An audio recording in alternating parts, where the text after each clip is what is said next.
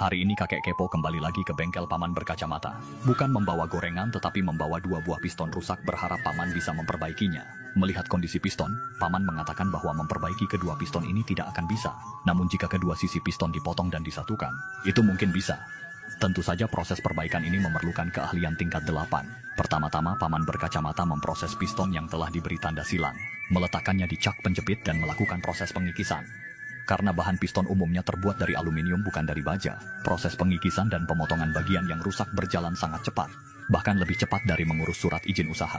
Guna menghindari terpentalnya potongan piston hingga ke negara Konoha, paman yang cerdas menggunakan gergaji besi dalam melakukan pemotongan akhir.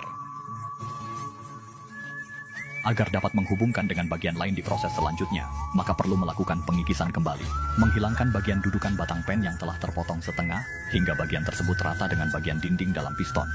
Meskipun proses pengikisan ini terlihat sederhana, namun paman yang berpengalaman sekalipun tidak bisa lengah. Jika lengah, maka siap-siap ijazah paman akan diungkit oleh Roy. Setelah paman melakukan pengukuran diameter lingkaran menggunakan sigmat, piston itu pun memenuhi syarat penyambungan. Agar sambungan lebih kuat dari patung penyu, maka paman mengambil spidol dan melakukan pewarnaan manja. Kemudian melakukan pembuatan ulir.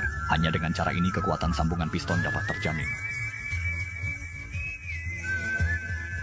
Sekarang piston pertama telah selesai pemrosesan, berikutnya tentu saja memproses piston kedua, meletakkannya di cak dan melakukan proses pembubutan pada bagian kepala piston.